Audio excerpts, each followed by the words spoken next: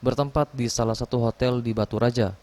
Bawaslu Oku memberikan sosialisasi pengawasan kepada ormas, tokoh agama, badan eksekutif mahasiswa, dan awak media. 3 orang pemateri dihadirkan Bawaslu, diantaranya polisi, jaksa, dan dari Bawaslu sendiri. Ketua Bawaslu Oku Dewantara Jaya mengatakan, dilaksanakannya sosialisasi ini agar Bawaslu dapat mengajak masyarakat untuk sama-sama mengawasi jalannya proses pelaksanaan pemilu 2024 mendatang. Ia juga menambahkan Bawaslu tidak bisa bekerja sendiri.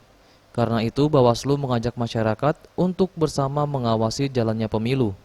Agar kedepannya Bawaslu bersama masyarakat dapat mengawasi pemilu dengan harapan pemilu 2024 mendatang berjalan dengan baik. Ini merupakan bekal awal daripada para audiens, para peserta, yang dimana para peserta ini sendiri dari tokoh masyarakat, tokoh ulama, tokoh pemuda, badan eksekutif mahasiswa, pemantau pemilu semua. Karena kami ketahui juga bahwa pengawasan yang kami lakukan ini tidak serta-merta bisa semuanya dilakukan oleh Bawaslu.